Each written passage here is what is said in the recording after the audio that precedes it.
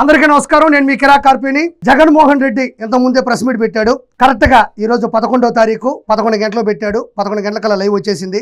మరి 11 అంటే అతనికి ఎంత ప్రేమో ప్రత్యేకంగా చెప్పనక్కర్లేదు. ఒకసారి చూద్దాం రండి. చంద్రబాబు నాయుడు గారు రాగానే చేసిన తొలి సంతకం 5 సంతకాలు చేశాడు. తొలి సంతకాలు అంటూ చంద్రబాబు నాయుడు గారు 5 సంతకాలు చేసే ముందు 151లో 5 లేపేశాడు. అది పెద్ద సంతకం.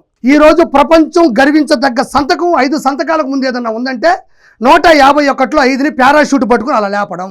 అది నువ్వు ముందు గుర్తుకోబెట్టుకోవాలని మనస్ఫూర్తి కోరుకుంటున్నా. దానికి నానా హంగామా ఆర్భాటం కూడా చేశాడు. అందులో భాగంగా ఇది కూడా ఒకటి. ఇప్పుడు జగన్మోహన్ రెడ్డి నానా హంగామా చేయడం, ఆర్భాటం చేయడం అంటే కుప్పంలో వాటర్ ట్యాంక్ తో నీళ్లు పోసి టైట్ క్లోజ్ షాట్ లో కెమెరా పెట్టి మేము నీళ్లు ఇచ్చేసాము అని మీరు డ్యాన్సులు వేశారు చూడు, అది హంగామా ఆర్భాటం. తర్వాత ఏమైంది? వెళ్ళిపోయిన తర్వాత ఆ నీళ్ళన్నీ ఆరిపోయినాయి. జనాలు తెలిసిపోయి మీ మొహం మీద ఉమ్మేశారు. హంగామా ఆర్భాటం అంటే అది. చంద్రబాబు నాయుడు గారు ఎన్ని పథకాలు ఇచ్చినా, ఎంత చరిత్ర సృష్టించినా మౌనంగా ఆయన పని ఆయన చేసుకుంటా పోతాడు తప్ప ఏ రోజు ఆయన చిందులేసింది లేదు అని నువ్వు మరోసారి గుర్తు చేసుకోవాలని చెప్పుకుంటున్నా. మెగా డిఎస్సి అనేది ఒక సంతకం. మెగా అనేది ఏమిటో నాకైతే అర్థం కాదు. కానీ నీకు మెగా అంటే ఎందుకు అర్థం అవుతుంది? దగ, పగ, నెగ. మెగా డిఎస్ అంటే చదువుకున్న వాళ్ళకి అర్థం అవుతుంది. నీలాంటి చదువుకోనోడికి ఏం అర్థం అవుతుంది? చిన్నప్పుడే స్కూల్ టీచర్ని చంప మీద కొట్టినోడు నువ్వు. బలపాలు తినేసి పుస్తకాలు అమ్మేసి పలకలు కొట్టేస్తే యానించి తెలుస్తుంది మెగా డిఎస్సి అంటే నీకు. జగన్మోహన్ రెడ్డి మెగా డిఎస్సి గురించి మాట్లాడుతూ ఉంటే నిజంగా నవ్వు వస్తుంది. ఎందుకంటే పిల్లలకి మంచి భవిష్యత్తుని ఇవ్వడానికి పాఠాలు చెప్పే ఎంతో గౌరవాన్ని పొందేటువంటి టీచర్లు ఈరోజు ముఖ్యమంత్రులైనా, నాయకులైనా, విఐపీలైనా, లీడర్స్ అయినా, చరిత్ర సృష్టించిన వాళ్ళైనా ఎంత స్థాయికి వెళ్ళినా వాళ్ళు మొదటగా గుర్తించేది, గమనించేది, ప్రేమించేది, ఒక గౌరవంగా ఉండేది టీచర్లతోనే. అలాంటి టీచర్లను తీసుకెళ్ళి వైన్ షాప్ ముందు నిలబెట్టి ఎవరైతే వైన్స్ కొనుక్కోవడానికి, లెక్కర్ కొనుక్కోవడానికి వెళ్తారో వాళ్ళందరినీ కూడా క్రమశిక్షణలో పెట్టమన్నటువంటి ఒద్దండు ఈ వ్యక్తి ప్రెస్ మీట్ పెట్టి నేను మెగా డిఎస్సికి తోడ్పడ్డాను కానీ మెగా అంటే నాకు తెలియదు అంటున్నాడు.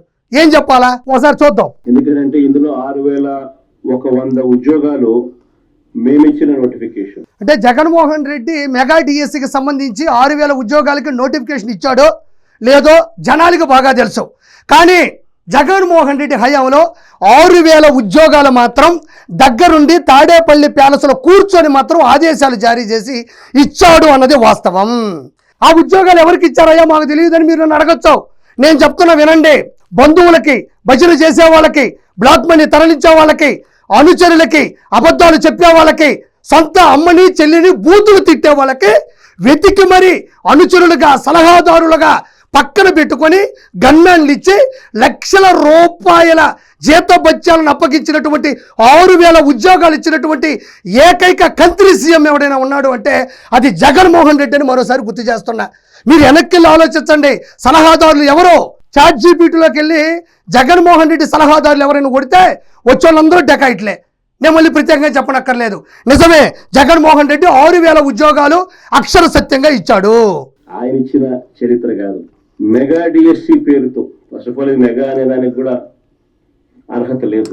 ఎస్, మెగా అనే అర్హత నీకు లేదు. మెగా అనడానికి, మెగా డిఎస్సి అనడానికి నీకు కొంచెం కూడా స్కోప్ లేదు, అర్హత లేదు. 2019 నుంచి 2024 మధ్యన అధికారంలోకి రాగానే జాబు క్యాలెండర్ ప్రతి సంవత్సరం ప్రవేశపెడతాను, మెగా డిఎస్సి పోస్టులు భర్తీ చేస్తానని చెప్పి నువ్వేం చేసావు? అందరూ నోరు కొట్టావు, ఏ ఒక్కరికి ఉద్యోగం ఇవ్వకుండా చేసావు. అందుకే కదా నిన్ను జనాలు ఫారిన్ నుంచి వచ్చి మరి లక్షల రూపాయలు ఖర్చు పెట్టుకొని మరి ఇక్కడికి వచ్చి సాయంత్రం పడిగాపులు పడి ఓట్లు వేసి నిన్ను గుద్ది ఓడించడం జరిగింది. ఒకసారి చూద్దాం. ఇచ్చినాడు అనేది పక్కన పెడితే అయినా ఇది మెగా అనే జాబితాలకు ఎక్కడ రాదు. కానీ ఆ మెగా డిఎస్సి పేరుతో ఈయన నిర్వహించిన ఈ 16,000 ఉద్యోగాల భర్తీ ప్రక్రియ చూస్తే ఎంతమంది ఆవేదనతో ఉన్నారు ఈ రాష్ట్రంలో అన్నది కంటికి కనిపిస్తా ఉంది. మరి కంటికి కనిపిస్తా ఉంది అన్నాడు. దానికి మళ్ళీ ఇంకో మాట మాట్లాడుకుందాం. ఇదే నారా చంద్రబాబు నాయుడు గారు, ఐటీ శాఖ మంత్రి నారా లోకేష్ గారు పూర్తి స్థాయిలో పవన్ కళ్యాణ్ గారి మద్దతుతో ఈ 2 సంవత్సరాల్లో 16,347 మెగా డిఎస్సి పోస్టులు భర్తీ చేశారు. నువ్వు కావాలంటే ఎక్కడైనా ఎత్తుక్కో, విచారించుకో, ఎంతమందికి ఉద్యోగాలు వచ్చాయో. నీ ఐపాక్ టీంను కూడా పంపించు. మొట్టమొదటిసారి నిజాయితీగా పనిచేయమని చెప్తే వాళ్ళు దొరికిపోతారు. ఈరోజు ఆవేదన కనబడుతుంది, కంటికి కనబడుతుంది అంటున్నావు. ఆవేదన అంటే ఏంది? మెగా డిఎస్సిని ప్రాచుర్యం చేస్తూ ముందుకు తీసుకెళ్తూ ఉంటే 16,347 పోస్టులు భర్తీ చేస్తూ ఉంటే వాటిని ఆపుకోవడానికి, అంటే వాళ్ళకి పేరు రాకుండా లేదంటే వాళ్ళు మంచి చేస్తుంటే కీడు శంకించడానికి నువ్వు నీ వాళ్ళ చేత 250 కేసులు పెట్టించావు. ప్రపంచంలో ఈ హీన చరిత్ర ఏ ముఖ్యమంత్రికైనా ఉంటుందా? 16,347 టీచర్ పోస్టులు భర్తీ చేస్తుంటే వాటిని ఆపడానికి, వాళ్ళ భవిష్యత్తుని నిలిపేయడానికి నువ్వు వేసినటువంటి కేసుల సంఖ్య 250. మరి ఆవేదన ఉన్నదా? మరి కంటికి కనబడుతుంది అంటున్నాడు. మరి సొంత చెల్లి పసుపు చీర కట్టుకుందని దారుణంగా దుర్భాషలాడించావు, అది నీ కంటికి కనబడట్లేదా? సొంత తల్లి ఆస్తులో వాటాకు వస్తుందని చెప్పేసి కోట్లు పెట్టి లెక్కిస్తున్నావు, అది నీ కంటికి కనబడట్లేదా? సొంత బాబాయిని పైకి లేపేస్తే చెల్లెలు మొత్తం ఆ కేసుల చుట్టూ తిరుగుకుంటా ఉంది, అది నీ కంటికి కనిపించట్లేదా? మరి నీ టైర్ కింద సింగయ్య పడిపోయినాడు, అది ఎందుకు నీ కంటికి కనబడలేదు? నీ కారు, నీ టైరు, నీ కార్యకర్త, మరి కులం చూడం మతం చూడమన్నావు, టైర్ కింద ఉండే సింగయ్యను కూడా చూడలే నువ్వు. మరి ఏం చేయాలి ఈరోజు? రికార్డ్ అంటే ఏమిటో నేను ఒకసారి చెప్తా, తెలుసుకో చంద్రబాబు అని చెప్పి నేను చంద్రబాబు చెప్తా ఉన్నా. వైఎస్ఆర్సీపీ ప్రభుత్వంలో రాష్ట్ర చరిత్రలో గాని దేశ చరిత్రలో కానీ కని విని ఎరగని రీతిలో ఒకే నోటిఫికేషన్ ఒకే టైంలో 130,000 ఉద్యోగాలు భర్తీ చేసిన చరిత్ర ఈ రాష్ట్రంలో గాని. నేను ఎప్పుడో చెప్పినా మీకు, సచిన్ క్రికెట్ ఆడతాడు, జగన్ అబద్ధాలు ఆడతాడు. వీళ్ళందరినీ కూర్చోబెట్టుకుని నోరు ఎల్లబెట్టి చూస్తున్నారు అన్నే ఉన్న గొప్ప మాటలు చెప్తాడేమో అని. ఇవన్నీ అబద్ధాలు అన్న సంగతి ఆడు కూర్చొని 60 మందికి కూడా తెలుసు. దాన్ని రికార్డ్ అంటున్నాడు. రికార్డ్ అంటే నేను చెప్తాను విను. తల్లికి వందనం, అన్నదాత సుఖీభవ, స్త్రీ శక్తి, దివ్యాంగ శక్తి, ఉచిత గ్యాస్ సిలిండర్లు, అందరినివా జలాలు, అన్నా క్యాంటీన్లు, టిట్కో ఇల్లు, ఆటో వాళ్ళకి అమౌంట్లు, మెగా డిఎస్సి పోస్టులు, టెన్షన్గా పింఛన్లు, పోలవరం పనులు, అమరావతి అభివృద్ధి, Google data centre, in any centre. This is not a track record, this is all time record.